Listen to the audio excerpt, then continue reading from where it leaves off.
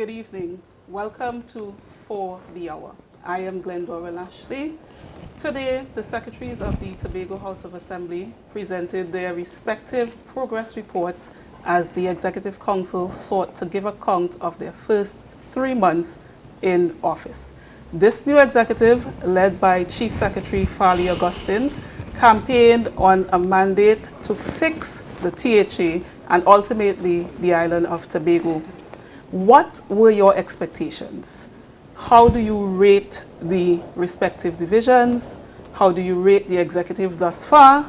This evening, we will examine what was presented and you will make the final determination. For the next hour, I have joining me political activist Anthony James, Chairman of the Progressive Democratic Patriots, Dr. Sean Ned, and Executive Coordinator in the Office of the Minority Councillor, Marilyn David. Good evening, gentlemen. Good evening. How are you guys doing? Very well. Optimistic. All right. I know we're talking politics, but we don't need to be so tense. It was, in fact, a very interesting day today. Thank you, first of all, for taking the time out to come out this evening.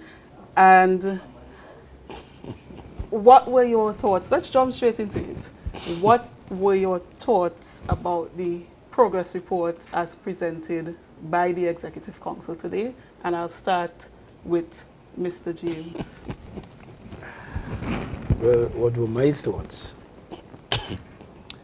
Well, it is early days, yet I must say, it's early days, and I think my sense is that the executive is still trying to wrap its head around the issues in Tobago that they need to grapple with in order to cause the progress that the people of Tobago need, and I'm sure they themselves would like to be accredited with performing well against those issues. I see it more as a presentation, because it's very early to assess failure, to assess success, but it's really a presentation of things that they have done so far, which to me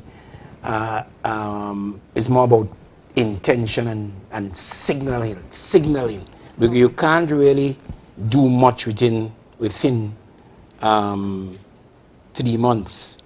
For me, going forward, like for instance, the Secretary for Education would have spoken. That was, to me, was the best thing, the best aspect of her contribution. The fact that she mentioned she will be looking to develop a Tobago-centric educational system. Right. To me, that is long overdue. I definitely want us to talk some more about that. Yeah. So I don't want you to share all your thoughts right away. Let's go to Dr. Ned. Dr. Ned, very briefly, your overall thoughts about the Mandate Monday presentation.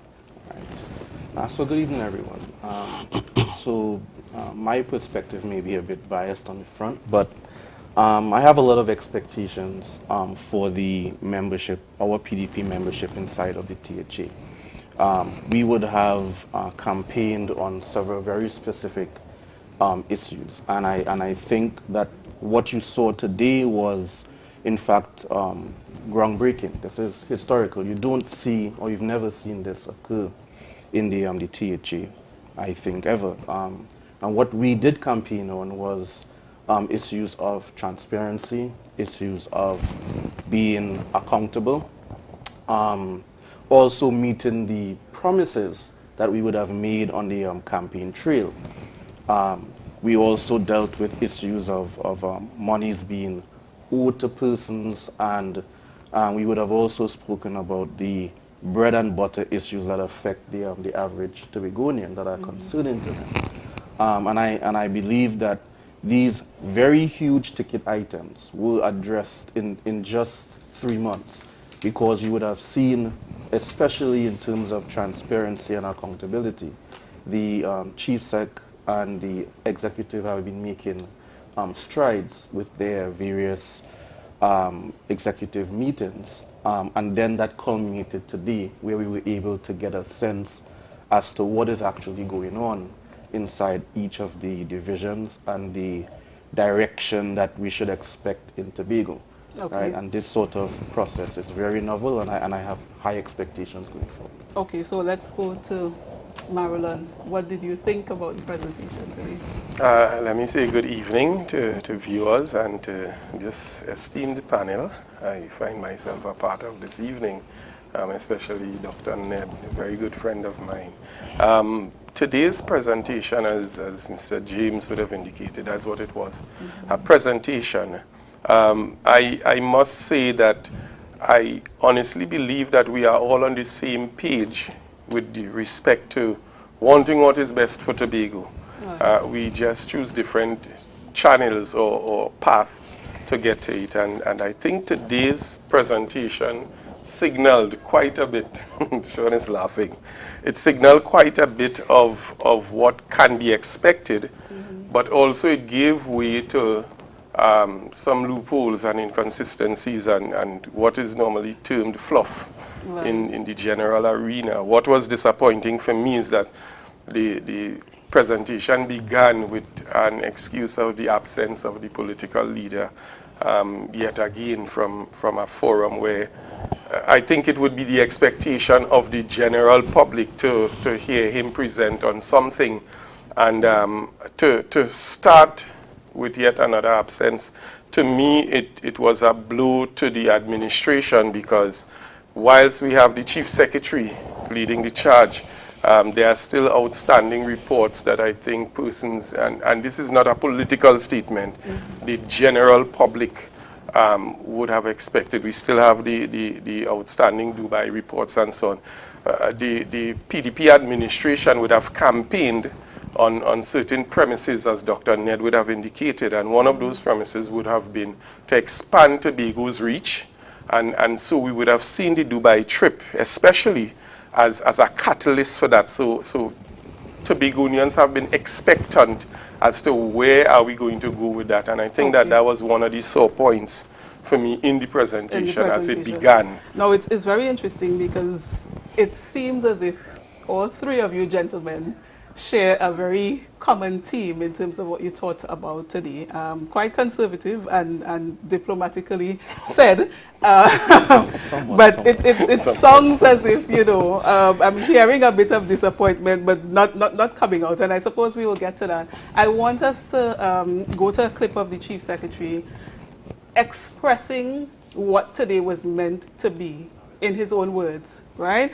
And he basically spoke about the fact that don't expect perfection, and what they're trying to do is really track progress. Now, I know Mr. James said it was a presentation and you can't really, you know, rate too much. However, in January, I think it was on January 9th, Sunday, January 9th, our Chief Secretary presented to us a 41 list that they call the mandate that was expected to be taken care of in this first quarter.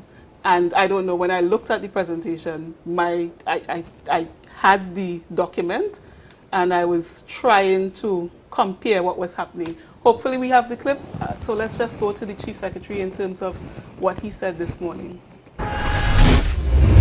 This process is not really about perfection. It's not about perfection at all, but it is about tracking progress.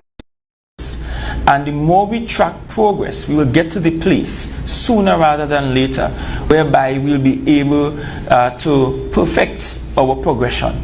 As an island, we are frustrated that there are many things that we hope to achieve, that we hope we could have gotten donkey years ago, and that we still have not achieved.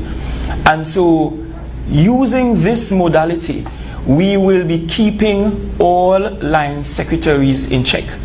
And might I add, an opportunity for me as a leader of the Executive Council to assess every single one of my secretaries and to determine later on whether they are a best fit, or whether they are a poor fit, or whether I need to use what is legally afforded to me, and that's the ability to move secretaries around or to remove secretaries altogether. So this is more or less a quarterly performance appraisal of every secretary. All right, so gentlemen, having heard that, and I'm coming back to Mr. James. I know you didn't want to necessarily think too much about a rating, but the Chief Secretary, in a sense, he has presented to us words that may cause us to think in that way, because he's saying, okay, this is a performance appraisal, and if secretaries are not up to scratch, there's a possibility of being reshuffled or even replaced. What do you think about that? Well, I think he's making a general statement. General in the sense that anybody who has a mandate, a government or any executive entity, there must be a report card. Right. And he's speaking in that general sense. Not wrongly. He's not wrong in that broad sense. But when we look at what has been happening in the news, the divisions that have really been bold, and people have a sense that something is happening, because the nation, and observe I didn't say the island, right, but that's a terrible language. I just heard the Chief Secretary mention that. It's a poor and destructive psychology, and I'm not saying that to disparage. We are not an island. Tobago geographically is an island.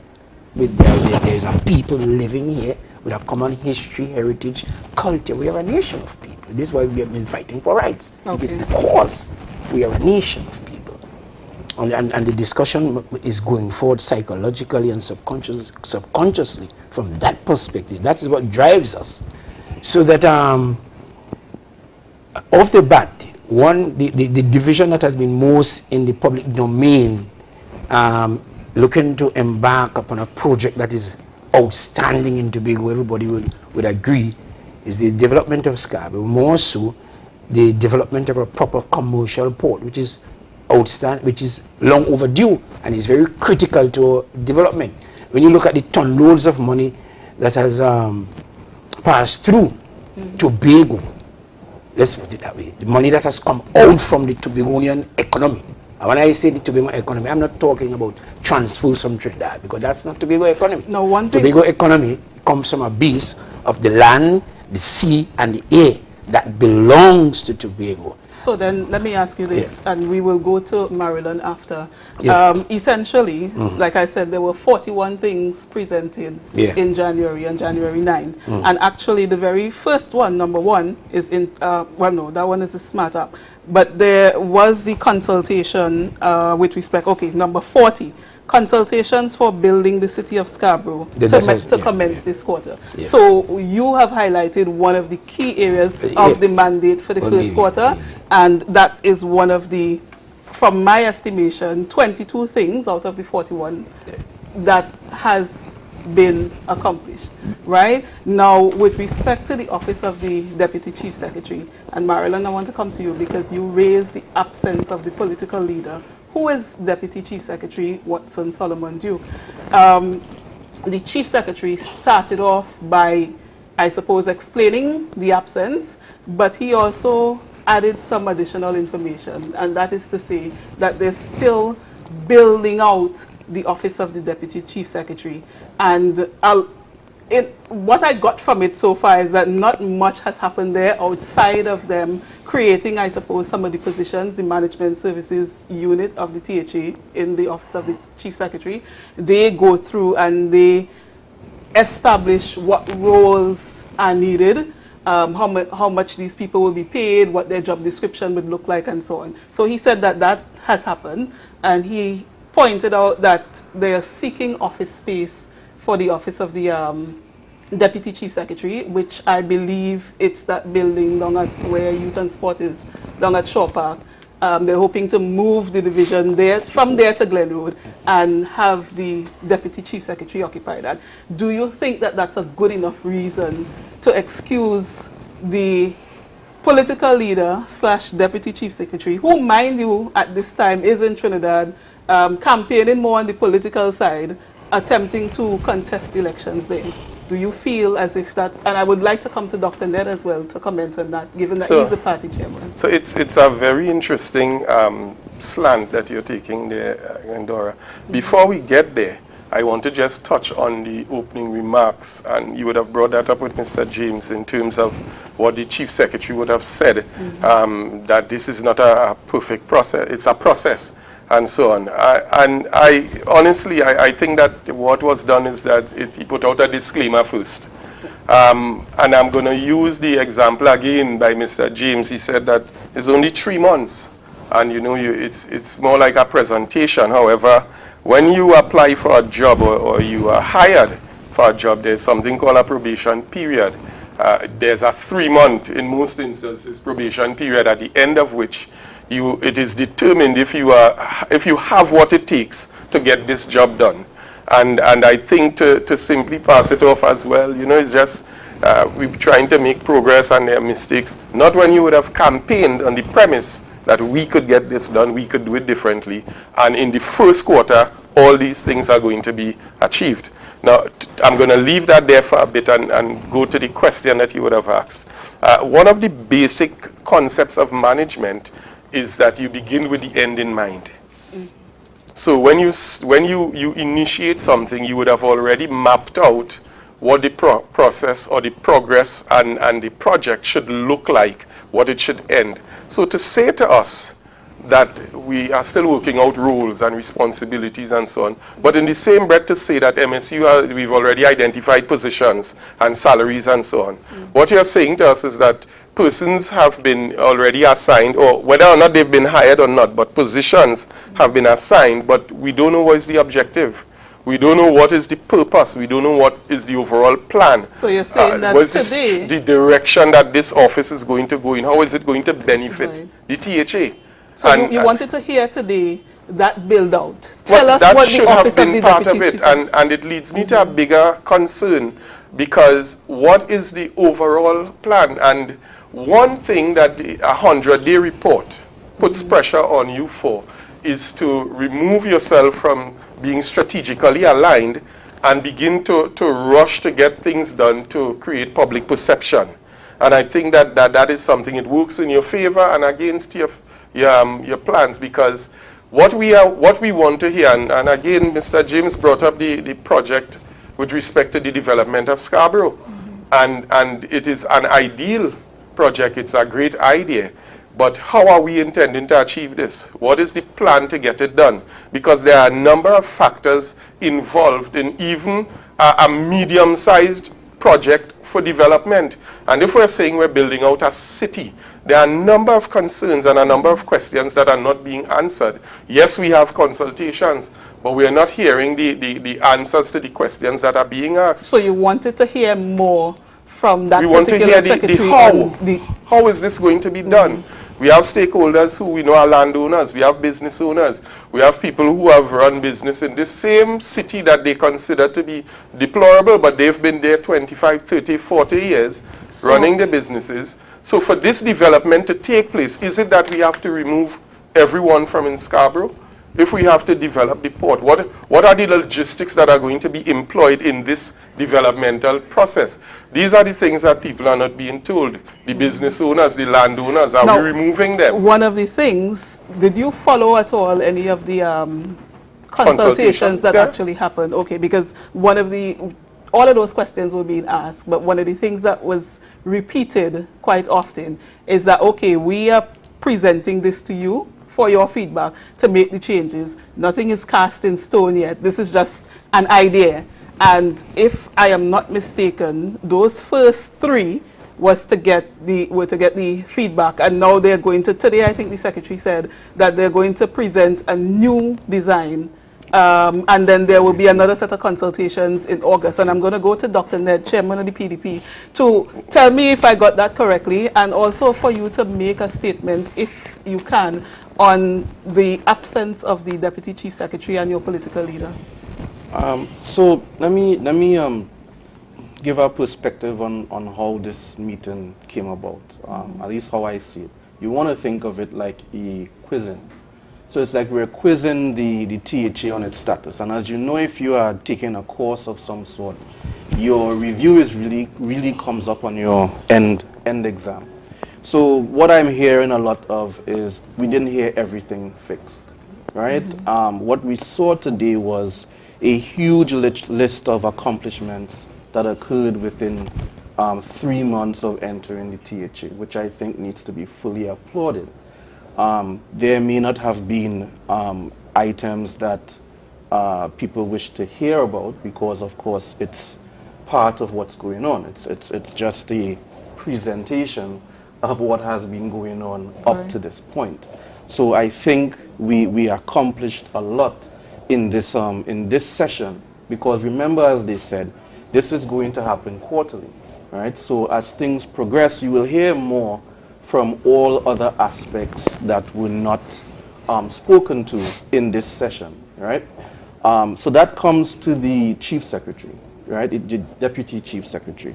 And the Deputy Chief Secretary is the political leader of the party, and he has a large hat to fill on many roles for this party.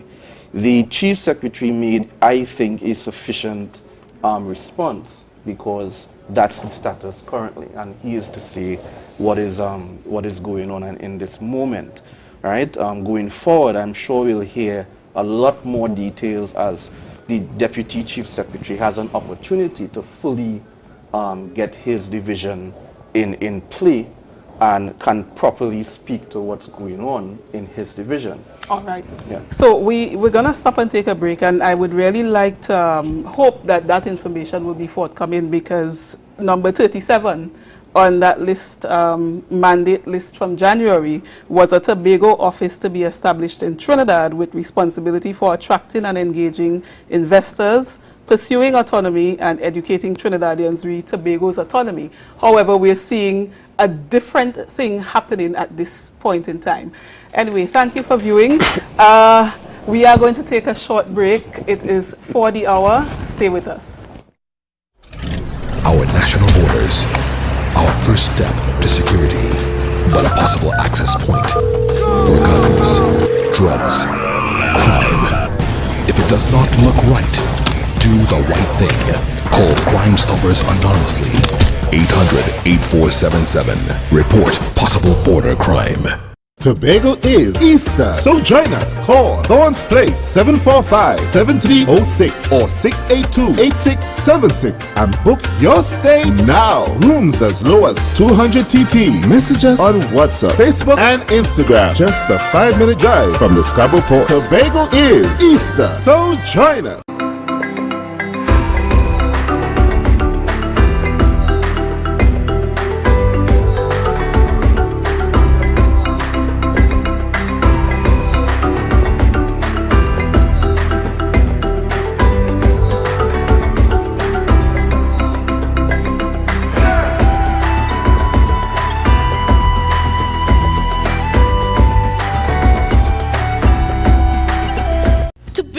Supplies has been a leading name for over 37 years in the glass and aluminum market in Tobago. We provide an extensive range of high-quality, innovative aluminum and glass products for commercial and residential use. Competitive prices with superior and professional services by committed employees who are guided by rigid quality standards. Tobago Glass Supplies specializes in the manufacture and installation of glass and aluminum products that are essential to today's homeowners and the business environment. We are engaged in marketing, sales, and installation of a variety of products. These ranges from windows and doors to necessities such as mirrors for homes and vehicles, designed and manufactured in-house or imported.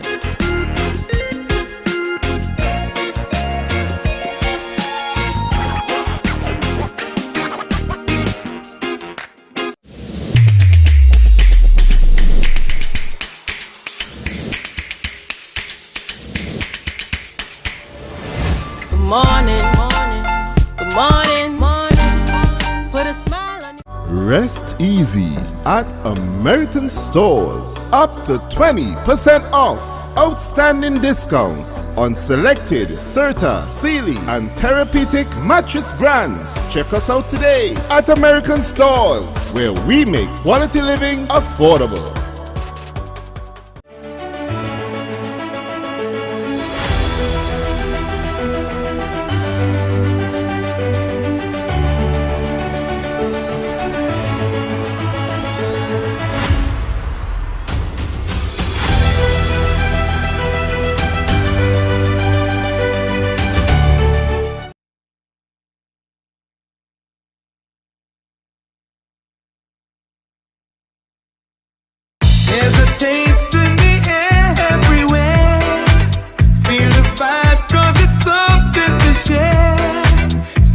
rich and creamy, you'll find it right here.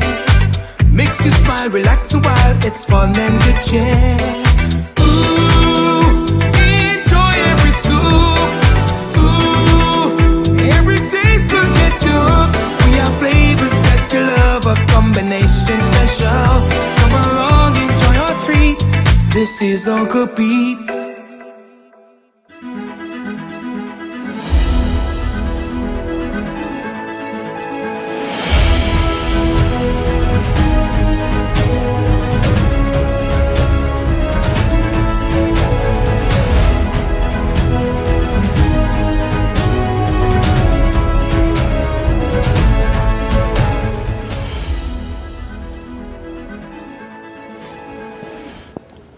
Thank you for staying with us. And if you're now joining us, you're looking at For the Hour. I am Glendora Lashley, and in studio with me I have a panel of 3 very vibrant gentlemen. Political activist Anthony James, chairman of the Progressive Democratic Patriots, Dr. Sean Ned, and executive coordinator in the Office of the Minority Council, Marilyn David. All right, and we're having a discussion here on Mandate Monday, which was presented today by the Executive Council of the Tobago House of Assembly. If you did not look at that, just go to the Tobago Updates page, find the live stream, and make sure that you take it in, especially if you're a Tobagonian. You need to know what was said. Essentially, the backdrop for this conversation is that in January, on January 9th, our Chief Secretary of the Tobago House of Assembly, Honorable Farley Chavez Augustine, presented a list of 41 things that he said the Executive Council were to achieve in this first quarter, the first 3 months of their term. And so today, they presented their first status report, progress report, as he called it. He said, don't expect perfection. So I want to go in a bit, gentlemen, into some of those 41 things. We discussed some already. Mr. James raised the redevelopment of Scarborough. That was a big one. The promise that consultations for building the city of Scarborough to commence this quarter, that was a promise on the mandate. It did in fact happen. There are several others. The introduction of the new initiative called the Smart App, Show Me a Road Tobago. All right, that's a big ticket item according to the Secretary for Infrastructure, Trevor James, and that was achieved. There were several others in terms of tourism. Well, there were 3 things in tourism, and I saw that all 3, in a sense, can be counted as they started achieving them. And we're going to get to some of those things. One of the interesting things that, there were 2 things that came up today that were quite interesting and unexpected. I don't know if you all feel the same way. Mr. James actually raised one earlier. But the first one has to do with the framework for athletes with respect to Tobago athletes who are selected to go to Trinidad. And we have a clip of the Secretary, Pastor Terence Baines, speaking on that. Yes, so let's get to that clip. Sportsmen and women who leave Tobago and the kind of treatment that is meted out to them when they end up in the Trinidad space. That's something that we have lamented about for years and years. And what we have done at the division is that we have established a comprehensive and precise framework to facilitate the seamless process when athletes from Tobago are chosen to participate in any of the national training. We are going to make sure that our athletes are treated properly. We're not going to depend on anybody to do it for us. We are going to take the lead and make sure that they are treated properly. All right, so for me, being a past administrator in basketball, nationally and in Tobago, that sounded like a pretty good thing to me. The only problem is the Secretary did not give any additional information other than to say that they created that framework. Is that something that stood out to you guys? Is that something that means anything at all to you? And even the viewing public, is that something that means anything to you? How do you rate that, something like that? Yeah, it's critical, you know. But it's much deeper than what he has hinted there. If I gleaned a philosophy from what he was saying there. Now, sport is a very rich industry which Tobagonians have been deprived of the badge, shut out by the system. As a matter of fact, if you want to look at sports, you'll be able to determine what kind of relationship Tobago and Trinidad has. If you look at sports, sports define the relationship between Tobago and Trinidad. All the selectors from Trinidad. What I got from Pastor Baines there is that he was really speaking more about physical and social accommodation when athletes from Tobago go down to Trinidad. Are you at all concerned, any of you, the other gentlemen, are you concerned about financing for some of these things? Well, clearly. Because for me, when I heard it, I thought about, okay, finally, our Tobagonian athletes, they will have a stipend in their pocket, they will have their transportation and their accommodation, you know, taken care of. You don't need to go down there and get the surprise and end up staying in a place where when you turn around, your hand hitting all over the bathroom, if you guys remember those places. But do we have the money for some of these things? Allow me to expand more on that. Tobago has the money to do that, and they have to see about that. But I'm saying, but even if, as you see about the social and physical accommodation, the discrimination will continue. That's understood. That's understood, Mr. James, and we agree. We definitely agree on that, in the sense that there are issues that need to be addressed between Tobago and Trinidad. The relationship between the islands, the way that some Tobagonians are treated when they're in Trinidad. That's a given. I don't think any of us would disagree with the intention of the policy. I'm not saying that anyone would disagree with the submission that I've made, or Pastor Baines would have made. But I'm saying, but if we are looking to really empower and to cause it, which ought to be the objective, to cause it Tobagonian to fulfill his fullest potential. It's not simply a case of making the accommodation better socially and physically, because even if you accomplish that, the Tobagonian potential will still not be attained. And I think that's the real, you see what happened in Tobago.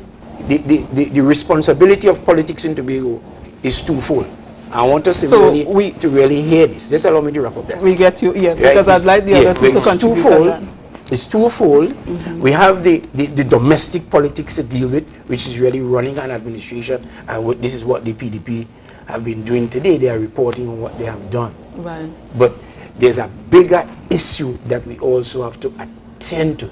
Because if we just concentrate on just developing Tobago, we have settled for a local government in Tobago, a domesticated people who will really go nowhere, and we just say we develop Tobago and we are satisfied with that. But in terms of achieving the bigger goals, Tobagonians will not achieve that. I think we may need a whole separate program for you to raise some of those issues, but you definitely... The issues are there, and we cannot shy away from it.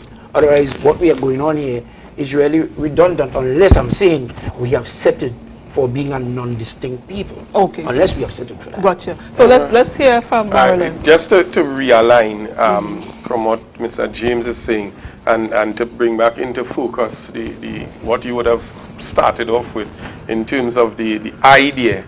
And you raised a very critical point, because there is the idea is a novel one, it's a great idea, but the how is this going to be achieved?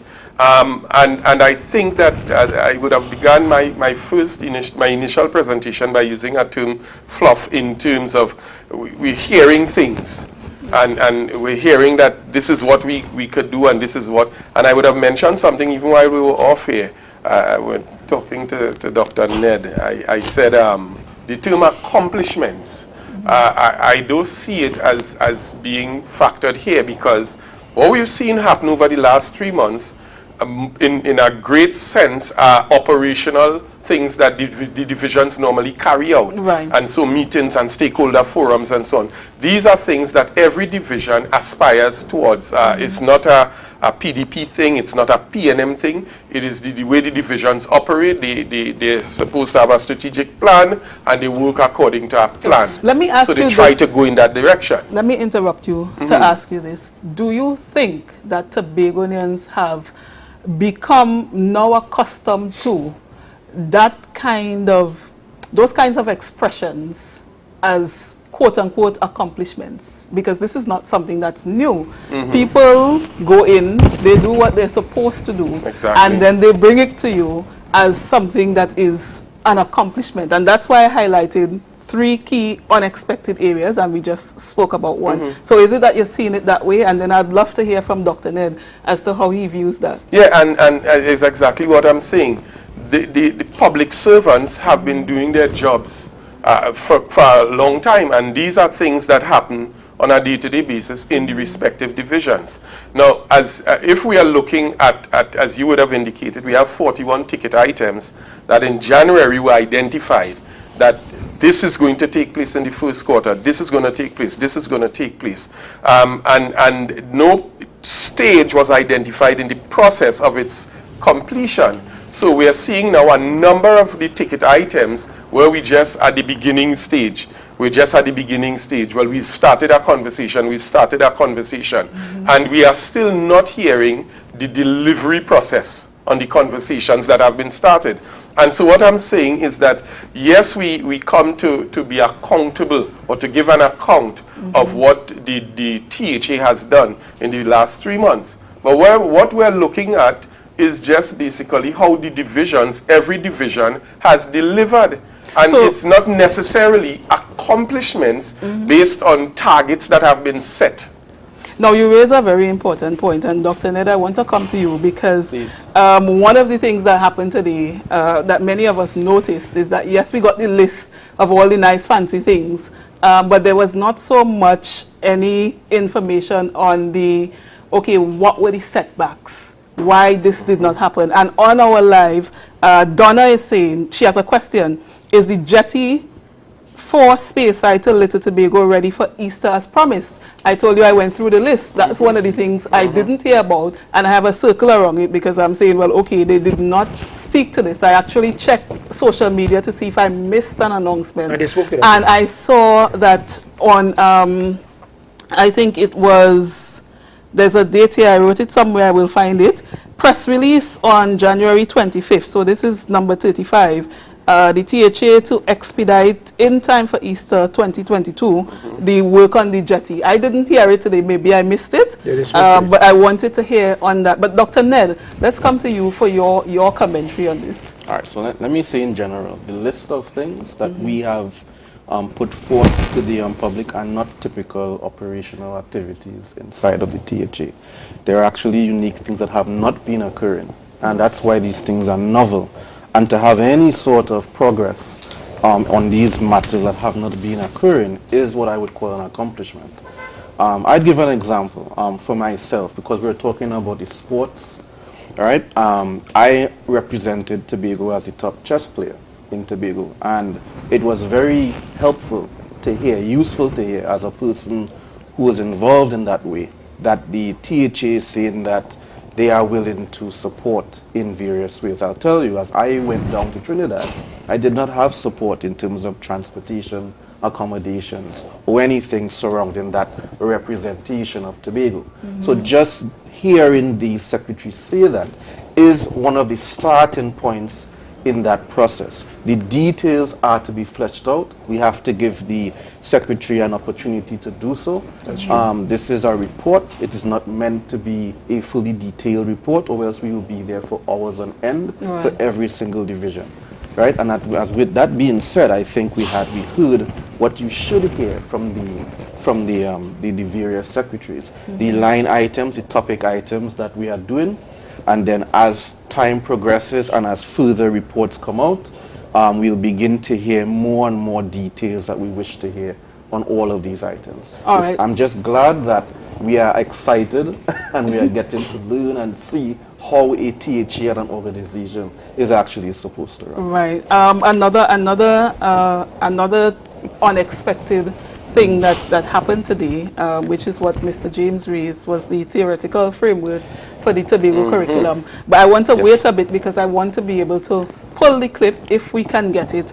So I'm going to come back to that. And I want to go now to what I consider to be a critical area that I heard today with respect to, again, on the list of 41, one of the things was the increasing international airlift, right? The tourism secretary, she presented first, and she said that there were two possibilities right now for the Executive Council to perhaps be able to consider. One of those possibilities they are already looking at. Can we actually hear from the Secretary of Tourism with respect to what she said today about this?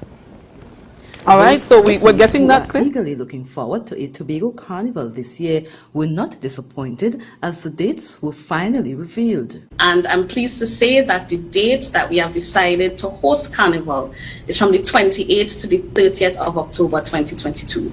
Secretary Boris added that the division has already put together a dynamic committee to plan the event. We have a number of consultants who have agreed to come on board to provide their expertise and their advice, and they'll be able to execute this event, and we're looking forward to the participation of all our stakeholders and everybody who has been waiting for Carnival to come to Carnival in October. Meantime, President of the Tobago Business Chamber, Martin George, is happy that the dates for Tobago's Carnival have been released.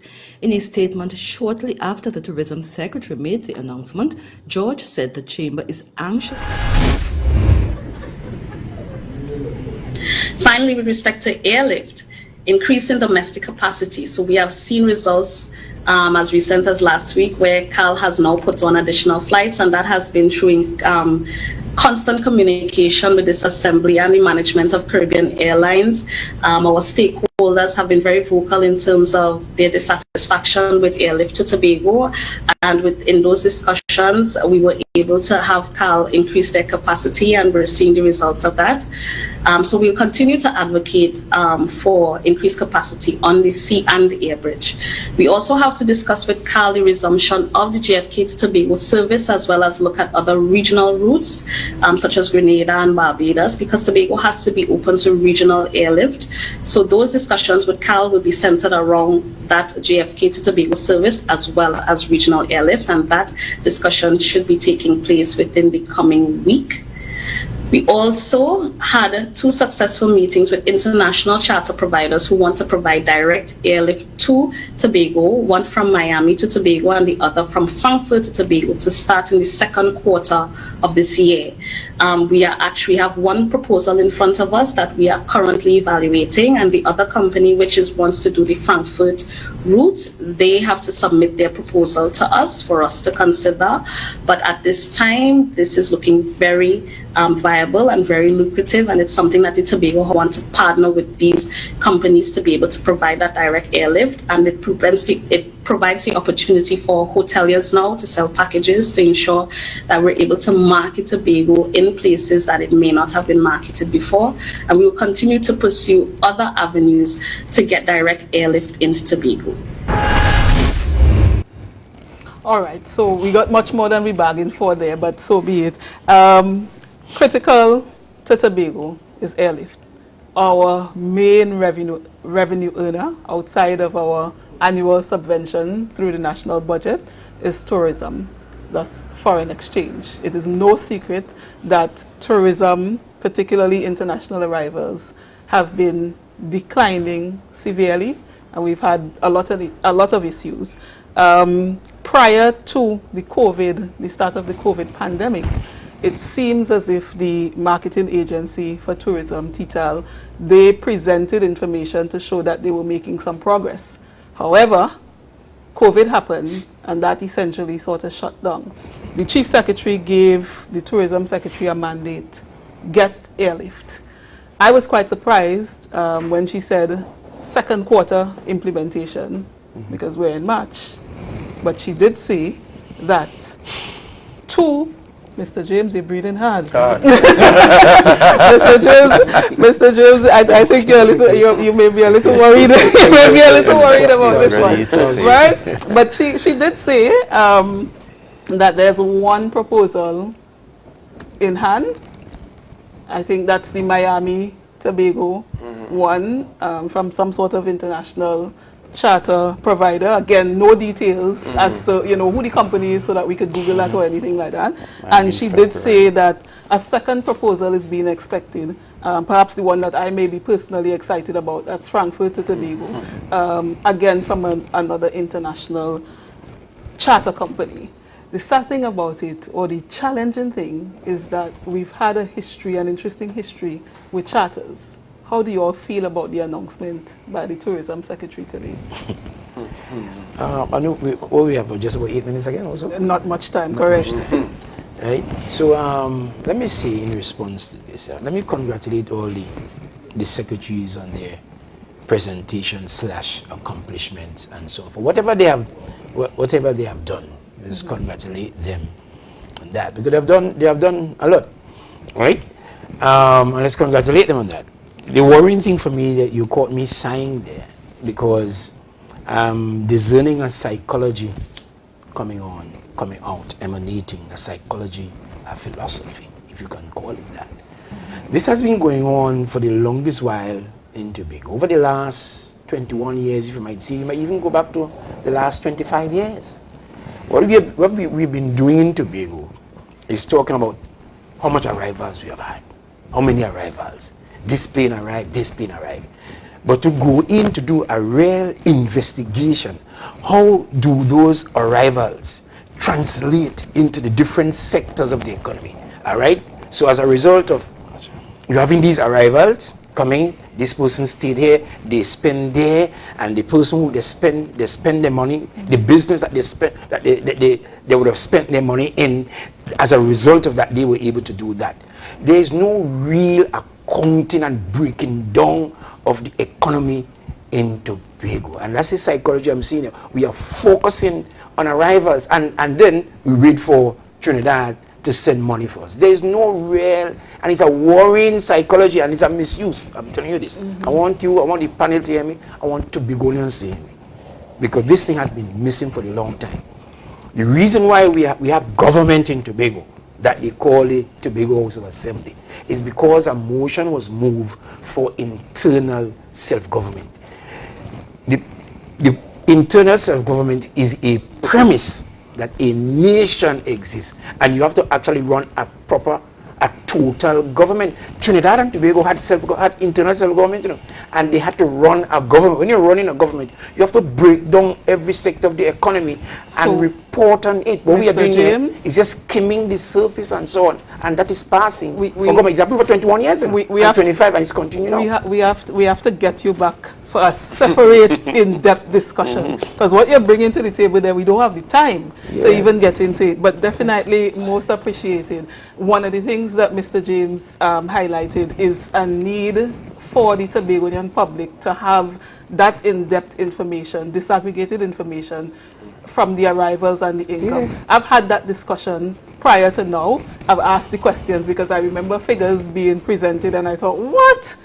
And then I got a breakdown. So that's something that we may need to look into. But let's hear your thoughts very quickly, because we need to, before we wrap up, go to education. So I want to bring in a concept here. I call it's from science called independent particle theory. It's way in which you look at calculating anything, right? So everything can be broken down to many different factors. And we're talking about tourism in Tobago. One of the factors is the air bridge, sea bridge. That's one of the factors. It's important. You have to have a way to get people on the island and to have them access our services and impact our tourism product here, right? But there are many other factors that also have to be handled, right? And as you deal with stakeholders, for example, stakeholder conversations, you will get into the other aspects. One of those would be what Mr. James here is speaking on, which is the statistics, right? Another Mr. James, Chris James, would have pointed out that we don't know how much money we get per tourist, right? Yeah. But in order to do that, that requires actual collection of data. But over time. didn't, and I'm saying this because this is actually a discussion I've had prior to now. When the Tobago Tourism Agency was introduced, they did present information along that line, because I remember when I saw what they projected as potential income and how it was spent, I called the agency at that time, different media capacity, and I said, come on man, you're pulling our legs, this can't be serious. Yeah. And they actually presented the breakdown, because my first thought was at the time, those figures are too high. And then I started asking, where does this money go? How does it trickle down? How many taxi drivers are earning? Where are they spending? The thing about it, I suppose, and we're going to need to have that discussion, is that the THA, the new executive, they may have to implement a policy mandate where they actually do some research, pull up the policy, the planning units, the I don't know if PRDI is still in existence, and actually do additional research. There are some small research units, but we actually need this data. But I am pretty sure, and I saw Marilyn shaking his head, that information did come from the Tobago Tourism Agency well before COVID time, when they were taking off. They presented that information, because I remember questioning the amount of money that they said they were going to lose, which, by the way, was backed up by the Hotel and Tourism Association. Correct. They were saying that we stand to lose this amount, and I was like, they're crazy. And then I called the tourism agency, and they broke it down. Unfortunately, I want us to kind of skip a little bit ahead, because we're out of time, and I definitely want to raise this other unexpected highlight. At least between Mr. James and I, we saw that. I don't know how you gentlemen feel about it. Let's play the clip if we have the Education Secretary speaking about the development of a theoretical framework with a focus on Tobago-centric education. The Division of Education, Research and Technology is currently engaging in the first strategic planning process in 13 years, as the last strategic plan was developed since 2008. We have completed the theoretical framework upon which the curriculum is being redesigned, and I'm proud to say that this curriculum is going to be Tobago-centric in nature. In keeping with contemporary global trends of planned change and transformational leadership, the division, which I now fondly call DIRTEC, is reviewing the vision, mission, and goals that will improve services throughout the education sector that would result in deliberately improved student performance. The strategic plan places special emphasis on all the following areas: special education institutions and support for the differently abled citizens, revolutionary systems and structures for ongoing research and scholarship distribution to reflect the priority areas for human capital development. Programs and projects that will target different learners and promote inclusivity within the formal and informal education system. All right, so there you heard it, the Secretary for Education, Technology and Research. Is that the name of the division now? Now, I got extremely excited, but unfortunately, there's another part of me that always asks about the breakdown and the costing and all of that. But I really, really loved that particular announcement. How do you guys feel about that? Mr. James and I sort of agree on that, so let's go to Mark. I will pick firstly the topic that came up very early on in our conversation with respect to the Tobago-centric type curriculum. Now, before going into it, let me take the time to identify a lot of what was presented, things that have been ongoing in the different aspects or the different areas within education, differently abled. All those areas are things that are ongoing conversations that this administration has now come into the stream or the flow of the conversations and are continuing the conversation. Now, when we speak of a theoretical framework, and again, I want to use words that the average man, we could all understand. When you say to me that we have established a theoretical framework, I don't understand what that means. And then you say to me in the follow-up to that is we are going to be focusing on a Tobago-centric curriculum. What are you saying to me there? Is it that the curriculum that is going to be developed will now centralize or concentrate Tobago's intellectual property into Tobago alone, or we want to begin to create mines or develop mines that we can market internationally. So I am not clear on what is a Tobago-centric curriculum. And even with that, in terms of shifting curriculum focus, there are a number of factors. And as you keep saying, we've not heard the hows, the breakdowns and so on. There are a number of factors that must be considered. One, we have the basic stakeholder engagement in terms of our stakeholders here in Tobago.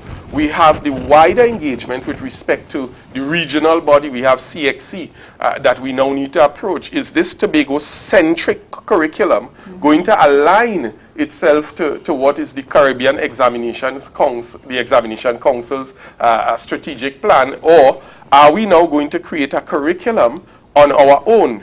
Now, the thing with creating a curriculum on our own is that that curriculum must be tied to an overarching developmental plan for the island. Right. So if we are creating a curriculum that speaks to the development of, as we say, Tobago-centric type systems, are these systems ultimately feeding into what can be considered to be the broader scope of development for Tobago? And how is it going to position us now to be the international type Tobago that we've been hearing broadcasted, that Tobago can reach the world and can become this developed country and so on? So there are a number of factors that have not been catered to or considered in simply saying theoretical framework and Tobago-centric curriculum. Now, you're really hitting the hammer, and maybe Dr. Ned can shed some light, because the questions that you're asking, these questions have even come out in the consultations for the redevelopment of Scarborough, where people are asking. I remember one planner,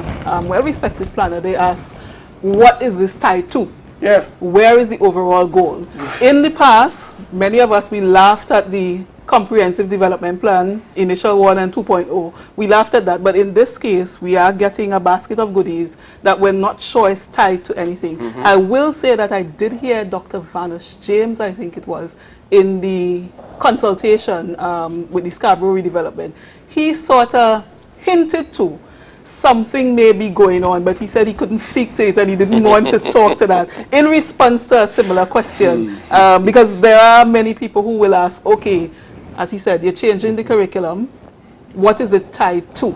The Education Secretary, she spoke about building the human development capacity, she spoke about digitizing education and making sure that our people in Tobago are ready to adopt digitization and function well. None of us will disagree that those are good ideas. Agreed. But Dr. Ned, help us here if you have any information. And we're putting it on the spot because you're obviously not a member of the executive, but you belong to the ruling party.